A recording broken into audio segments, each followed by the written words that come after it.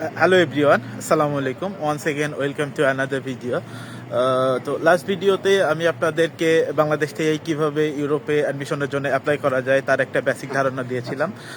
আজকের ভিডিওতে ইনশাল্লাহ চেষ্টা করব একজন স্টুডেন্ট অফার লেটার পাওয়ার পরে এম্বাসি ফেস করার জন্য তার কি কি করণীয় এবং কোন কোন ডকুমেন্টসগুলো তার রেডি রাখা উচিত সেই ব্যাপারে। সো এম্বাসি ফেসের জন্য বিভিন্ন দেশের বিভিন্ন ধরনের ক্রাইটেরিয়া থাকতে পারে। আমি সবগুলোকে মিলায়ে চেষ্টা করেছি একটা বেসিক ধারণা আপনাদের দেওয়ার জন্য বা একটা বেসিক চেকলিস্ট তৈরি করার জন্য।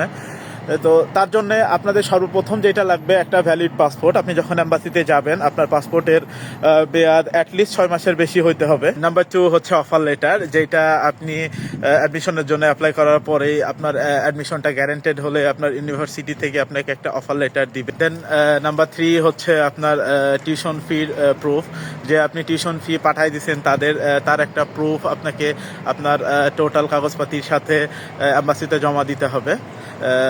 তারপরে 4 নম্বর হচ্ছে bank solvency. Bank solvency means আপনি যে সেখানে পড়ালেখা করতে যাওয়ার জন্য এলিজেবল বা আপনার যে কস্ট আপনি বেয়ার করতে পারবেন, এইটার জন্যই মেনলি আপনার ব্যাংক সলভেন্সির একটা প্রুফ লাগে। এটা ডিপেন্ডস করে, এটা বিভিন্ন দেশের বিভিন্ন ধরনের ব্যাংক সলভেন্সি আমাদের স্টুডেন্টরা দেখায়। তবে এটা ধারণা করা হয় যে এক বছরের জন্য আপনার অ্যাকোমোডেশন এবং ফুড কস্টের একটা মিনিমাম ম্যাক্সিমাম করে একটা অ্যামাউন্ট ব্যাংক সলভেন্সি দেখালেই হয়।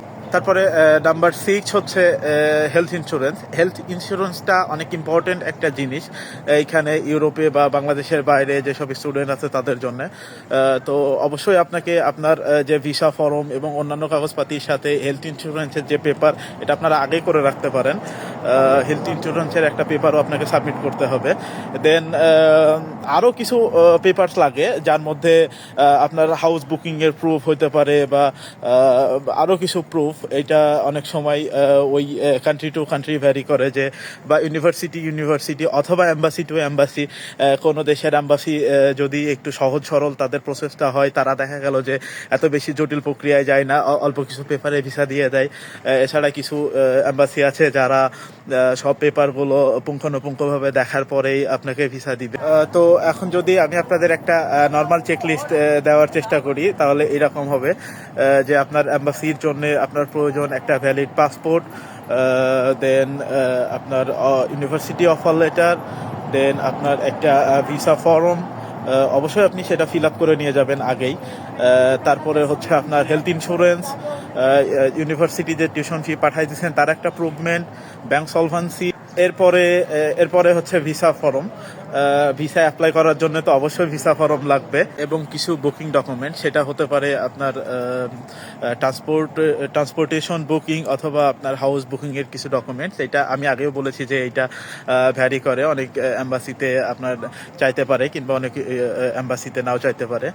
সো ধন্যবাদ সবাইকে, এবং সবাইকে অবশ্যই ওয়েলকাম, বেস্ট উইশেস অনেক যে আপনাদের ড্রিমস ফুলফিল হোক। আর এতক্ষণ আমার কথাগুলো শোনার জন্য আরও একবার ধন্যবাদ। আশা করি সবাই পেজটিকে ফলো দিয়ে আমার সাথেই থাকবেন, এবং যে কোনো ইনফরমেশন পেতে don't hesitate to contact me.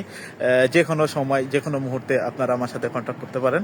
ইনশাল্লাহ আমি আমার সাধ্যমতো আপনাদের সাহায্য করার চেষ্টা করব। আল্লাহ হাফেজ।